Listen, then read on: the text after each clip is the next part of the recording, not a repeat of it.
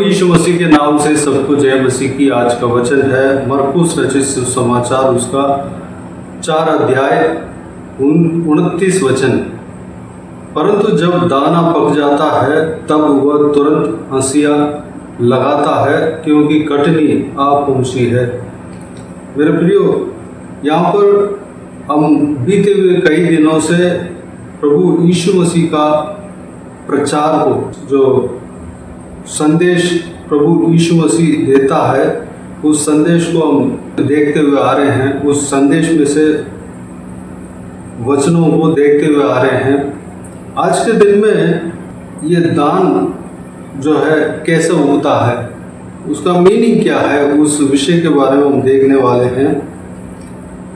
26 से लेकर 26 वचन से लेकर मैं पढ़ना चाहूँगा। फिर उसने कहा, परमेश्वर का राज्य ऐसा है जैसे कोई मनुष्य भूमि पर बीज छींटे और रात को सोए और दिन को जागे, और वह बीज ऐसे उगे और बड़े कि वह न जाने।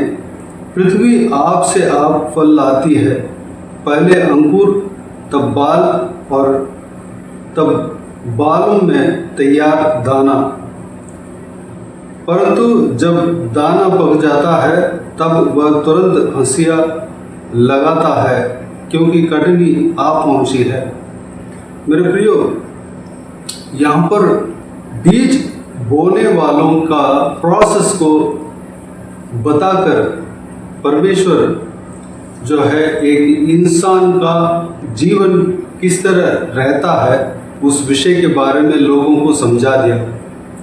एक्चुअली एक इंसान का जीवन कैसे रहता है, लेकिन ये विषय जो है इंसान समझते नहीं है। परमेश्वर समझाने के लिए इस दृष्टांत के द्वारा एक मनुष्य का जीवन किस तरह रहना चाहिए, किस तरह रहता है, बताते हैं। परमेश्वर का राज्य जो है एक बीज का दृष्टांत कहकर समझाते हैं।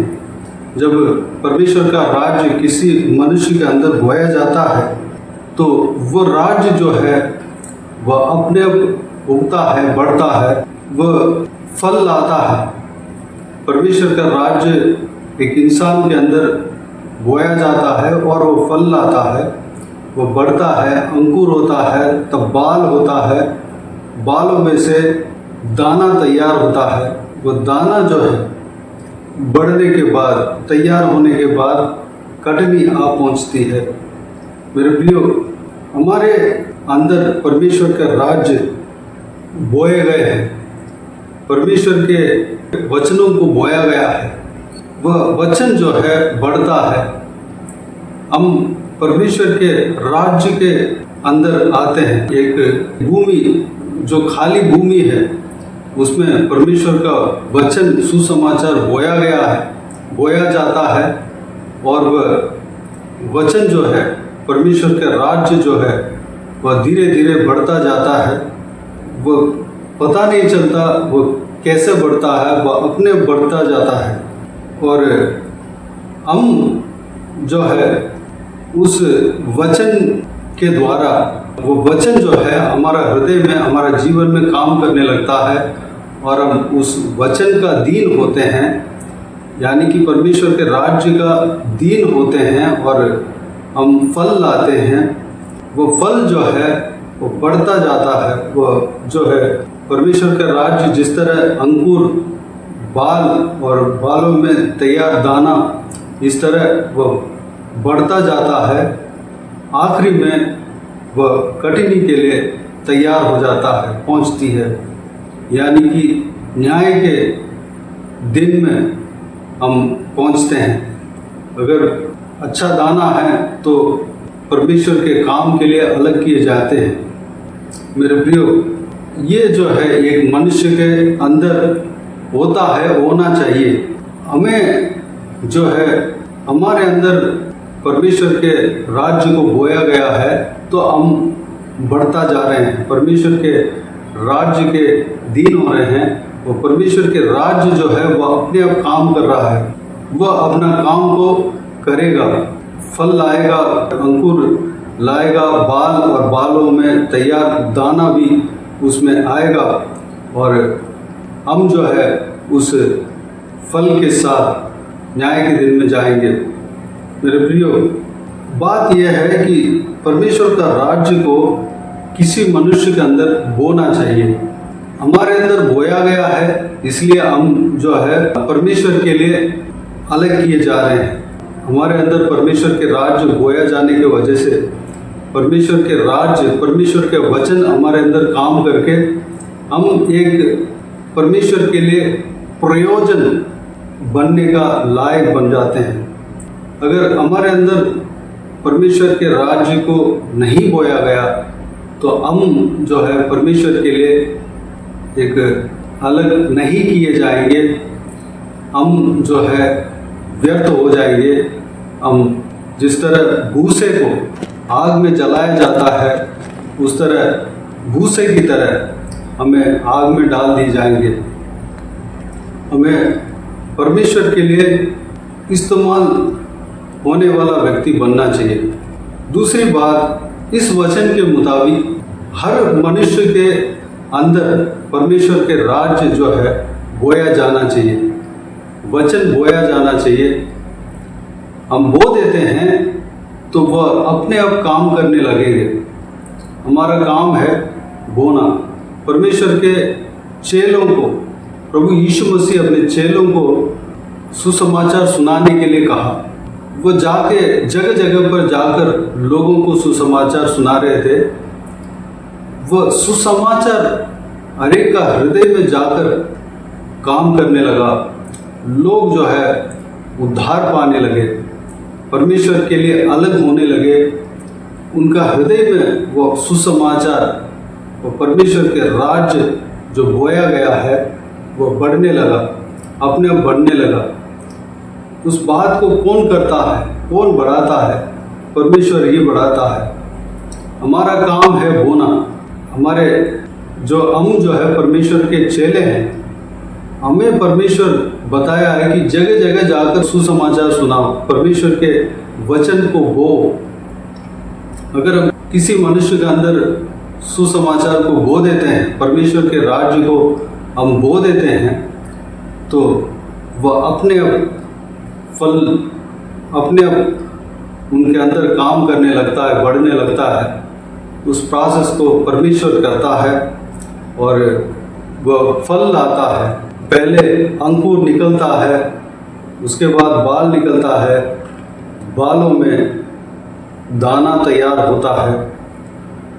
आखिरी में जब न्याय के दिन होगा, वह जो है कटनी के लिए पहुंचता है।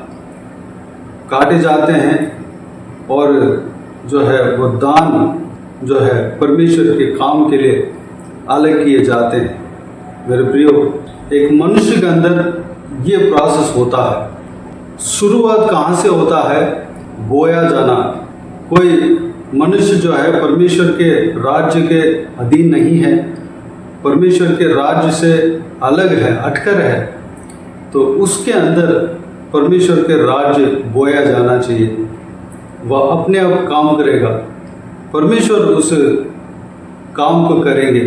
अगर हमारे अंदर आत्मिक बोझ है, हम प्रभु यीशु मसीह से चुने गए हैं, प्रभु यीशु मसीह का संतान है, प्रभु यीशु मसीह के अंदर जो बोझ है, प्रभु यीशु मसीह के अंदर जो चाहत है, वह हमारे अंदर भी पवित्र आत्मा के द्वारा आता है, पवित्र आत्मा में देता है। हमारे अंदर भी चाहत होना चाहिए। कौन सा चाहत होना चाहिए? लोग उद्धार पाए। जो परमेश्वर के राज्य के अधीन नहीं है, वो लोग अधीन हो जाए। परमेश्वर प्रभु यीशु मसीह को विश्वास करना शुरू करे, प्रभु यीशु मसीह के पीछे चले, व्यर्थ बातों से छुटकारा पाए और अनंत जीवन में प्रवेश होने के लिए, परमेश्वर के लिए इस्तेमाल होने के लिए, तैयार होने के लिए तैयार हो जाए। ये चाहत जो है हमारे अंदर होना चाहिए। हम उन लोगों के लिए प्रार्थना कर सकते हैं जो लोग प्रभु यीशु मसीह के अधीन नहीं हुआ, प्रभु यीशु मसीह के ऊपर विश्वास नहीं रखा, परमेश्वर के राज्य के अंदर नहीं आया, परमेश्वर के राज्य उनके अंदर नहीं बोया गया, उन लोगों के लिए हमें प्रार्थना करना चाहिए कि वो लोग उद्धार पाने पाए, परमेश्वर के राज्य उनके अंदर बोने पाए, बोया जाने पाए, वो लोग परमेश्वर प्रभु यीशु मसीह के लिए इस्तेमाल होने पाए। हमें लोगों के अंदर सुसमाचार को बो देना चाहिए। लोगों के अंदर जो लोग परमेश्वर को नहीं जाना, प्रभु यीशु मसीह को नहीं जाना, प्रभु यीशु मसीह से परे हैं, उनके अंदर स्वर्ग राज्य को बो देना चाहिए। सिर्फ बोना हमारा काम है, बाकी उनके अंदर काम करना वह सब परमेश्वर कर लेता है। वह उनके अंदर जो है वह सुसमाचार, परमेश्वर के राज्य काम करने लगता है, वह अपने आप बढ़ने लगता है, फल लाने लगता है। जिनके अंदर परमेश्वर के राज्य नहीं है, उनके अंदर एक बार बो देना है। यह परमेश्वर के चेलों के काम है। प्रभु यीशु मसीह ने इसलिए सुसमाचार सुनाने के लिए कहा। मेरे प्रियो, सबसे पहले हमारे अंदर प्रभु यीशु का राज्य बोया जाना चाहिए, तब हमारे अंदर वह राज्य जो है काम करने लगेगा और हम परमेश्वर के काम के लिए तैयार होंगे। हमारे सामने, हमारे घर में, हमारे साथ जो भी जन है, उनके अंदर परमेश्वर के राज्य बोया जाना चाहिए। वो बोझ हमारे अंदर होना चाहिए। उसके लिए हमें प्रार्थना करना है। हम खुद परमेश्वर के वचन को, प्रभु यीशु मसीह को उनके अंदर बो देना है। वह वचन, परमेश्वर प्रभु यीशु मसीह का नाम, सुसमाचार उनके अंदर जब चला जाएगा, काम करने लगेगा और वो भी परमेश्वर के लिए फल लाएंगे और परमेश्वर के लिए इस्तेमाल होंगे। मेरे प्रियो, इस बहुमूल्य बात के लिए परमेश्वर को धन्यवाद दें, स्तुति करें।